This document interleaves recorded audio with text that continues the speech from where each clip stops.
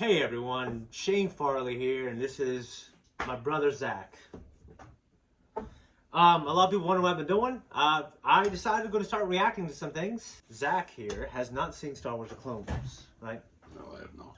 Yeah, he hasn't seen it. If anyone has seen previously some of the conversations me and Eric have had on our podcast, we grew up with Zach. I got into Star Wars. A lot of it is because of Zach. I started lightsaber fighting with Zach before anybody. Then I met Eric, and then we all started doing it together. If you guys have seen any of my lightsaber fights, right down here, yeah, check those out. They're awesome. A lot of that's thanks to this guy. He's been out of the limelight, stayed away from culture. He's been a hermit. So I decided we're going to catch him up with some things. Clone Wars is a great place to start. He hasn't seen much, no, you haven't seen any of this, and you've seen episode 7, and that's really it. So, yeah. Okay, all right. Well, we got some stuff to look forward to, and we're going to start Star Wars: The Clone Wars. We are watching it in chronological order. So that means this is season 2, episode 16, Cat and Mouse, guys. Okay, so I hope you enjoy this. This is Zach's first time doing it. So look forward to more reactions from me and Zach. Okay? All right, we're going to start. Fire all forward cannons! Cut off those Republic supply ships! Separate them from their escort cruisers! I smell fear. And it smells good. Ugh, God. It's a cool design. He reminds me of the bad guy from Monsters, Inc. I haven't seen it so long. The old man that owns the company. Recycle the shields and let the cannons reset to a full charge. Soon return.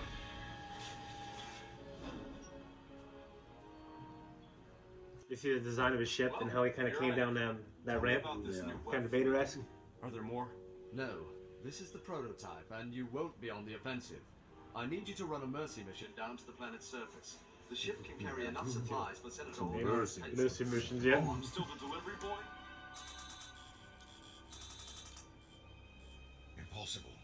What's interesting is that looks like maybe art sketches. Yeah, that one did. Yeah. Picture right there. The last time I saw that symbol, let's just say I lost a lot of good men that day. He needs to get rid of that symbol. I need to know. He will come for us. He will Us? come to me. Yes, I am volunteering my services. Us. He will come to you, and you will bring him before. Welcome aboard. There's Padme. So he knows about us, and he goes, us. Yeah. It's like it just always, even though it's just a word, it reminds me of Revenge of the Sith.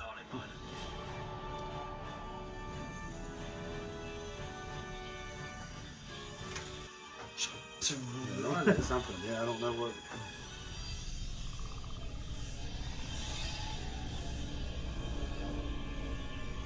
Pretty big ship for have a cooking device. I thought that too earlier. Yeah. We talked about the Well, that's something we'll talk about. ship that's small. That's a cooking device. We'll talk about that in a little bit. Send the I hyena hate fucking bombers to spiders. hit Senator Organa on the surface. Hyena bombers. That should draw those cowards out. Made from of lips. behind the moon. I just hate them. Hate spiders. It's like Mr. Popo's lips. Hi. You get this. Get it better than Mr. Popo. That damn thing. Yeah. What's our defensive capability? We've got torpedoes and anti-aircraft cannons, sir. But we'd have to decloak to use either. Yeah, and if they don't know we're here, that will give our position away pretty quickly. It's interesting how it is a Republic Navy. They always refer to, and you have that submarine radar thing. You know what I mean? Yeah. We are under attack by the Separatist fleet. They're coming by air and by ground. We can't hold out any longer. There's little chance for survival. Help us, General Kenobi. You are only... I understood that reference. All my kids were like, why you giving that look, Dad? You know. We need to destroy Trench, and this ship has the best chance of doing that. I want those supplies on the surface now. Don't worry, I'm on it.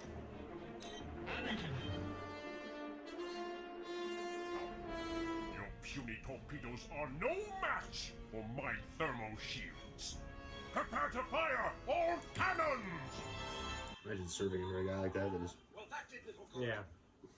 was off. It's pretty consistent that the separatists don't give a shit about the people who serve under them, you know? Yeah.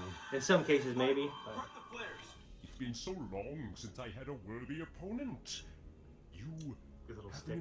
been a new vessel. And your friends on the planet below shall perish as a result. There's always something that they're trying to do that will fail, and your friends down there will perish. Yeah. Or will not survive, you know? Shall join the Separatist Alliance. Turn back now. Retreat while you can, or I am your doom. Mostly cruiser to cruiser, nothing as small as your ship. Well, no ship this small usually has a cloaking device. Maybe he's tracking the magnetic signal. So they addressed it, kind of, you know? Well, kind of. Hold Yeah. off your attack until we destroy Trench. Might I remind you that this was not your mission? You might. Admiral, prepare to disengage cloaking device and fire. I figured the smaller ones would have them. Yeah. I figured the big ones would be harder. You imagine, but maybe it needs to be powered. Yeah. Maybe it's a power source. That's the issue, idea. So. Lower shields and fire!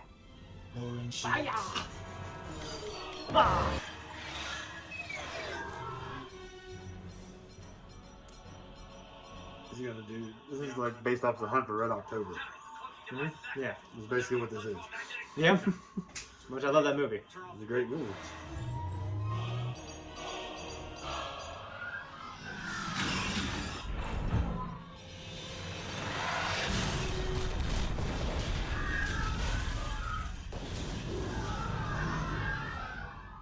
Well, you'll find I like to do things differently from time to time. Indeed. The Chancellor mentioned as much, though he insisted it was the highest compliment. Good old Chancellor. He's probably thinking, man, I love that guy. You know? The father he never had. Yep. Literally, never. All right, Zach, that was your first episode of the Clone Wars. Oddly enough, this is season 2, so the production is a little higher than we see in season 1. This is obviously made for kids, so there's things that so story things that as adults we have seen the story elements used before. You brought that up in particular, which is actually in the trivia, like it was a little hint to a little wink to Red October. Yeah, I didn't really make those connections until later during the final sequence when he's drawing the torpedoes back towards the command ship. Yeah. There's a lot of what kept ringing in my head through most of the episode with the stealth ship was Das Boot, the boat. It's Wolfgang Petersen's film.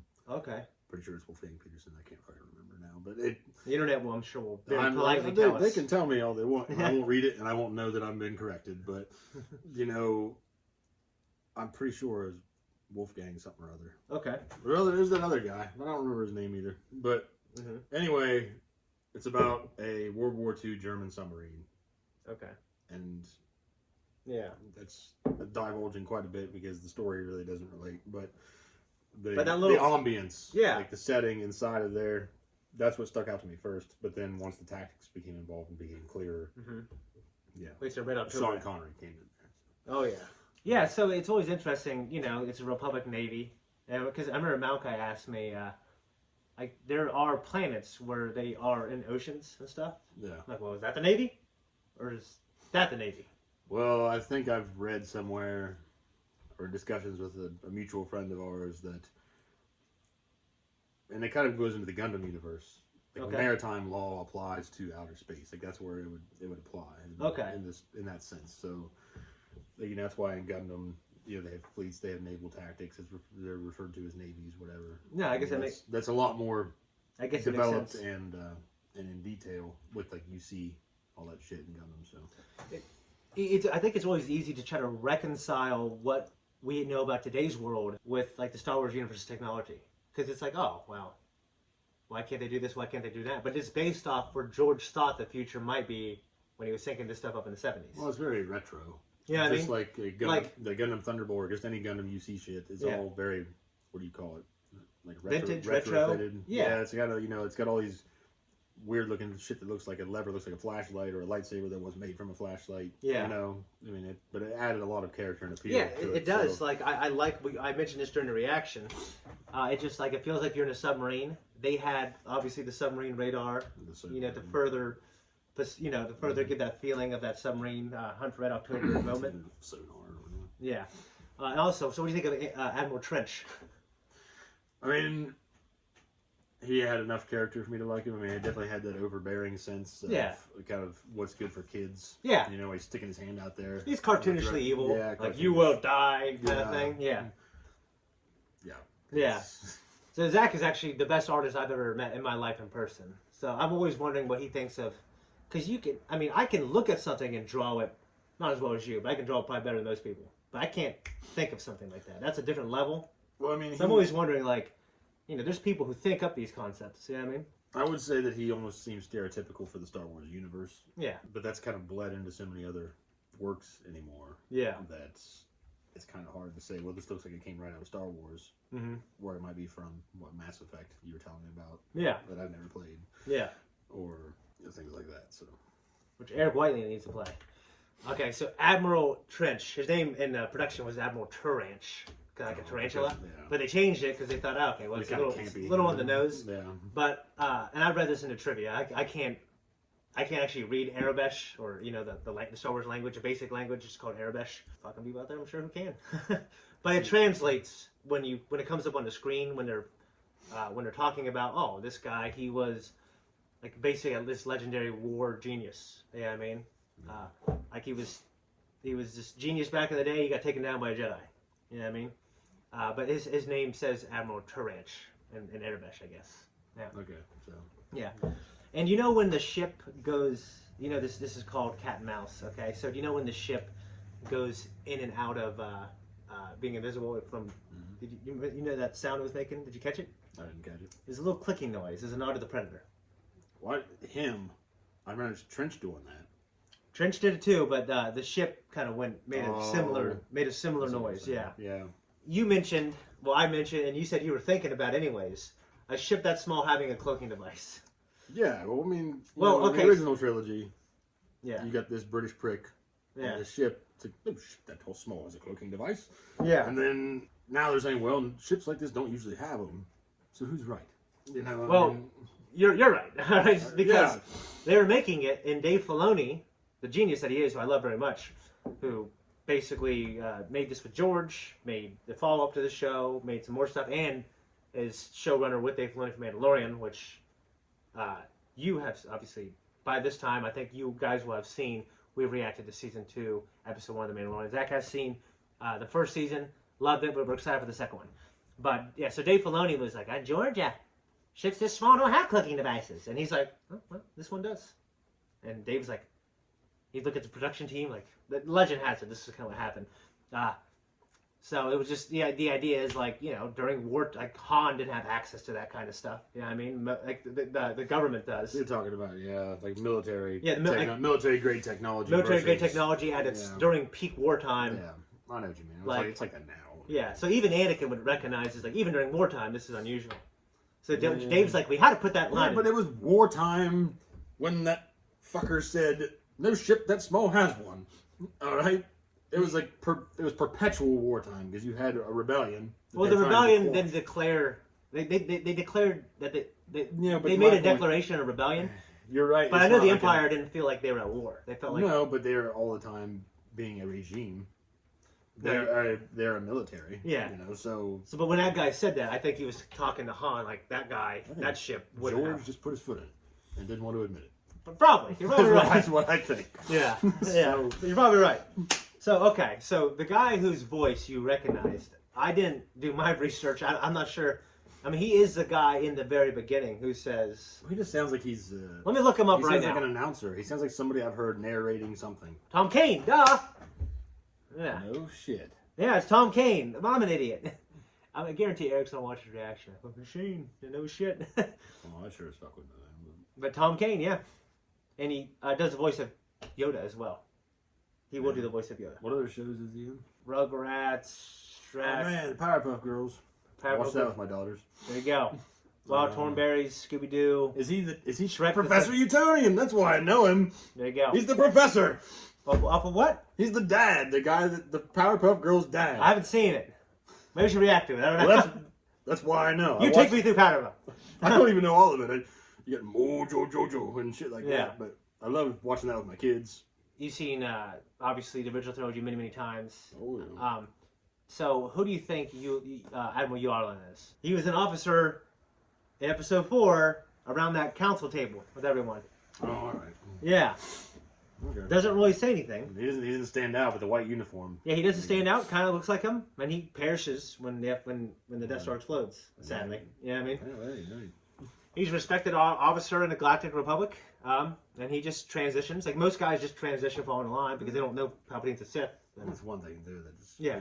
The old trilogy does have that's underappreciated is the level of villains that it has. I mean, you have Tarkin, Peter Cushing, who's fucking awesome. Yeah. And his delivery and his performance, you know. Yeah. And you have Vader the whole time. And Yeah. Well, I mean, that movie carrying the mystery and was so pushed up by Tarkin and Sir Alec Guinness. Because Yeah. those are the only names they had back then. Harrison Ford was nobody, and you know they were all pretty much because nobody. they even James Earl Jones back then, like he was kind of a nobody. Well, I guess in the original. Well, they wanted Orson Welles to be the voice. Yeah.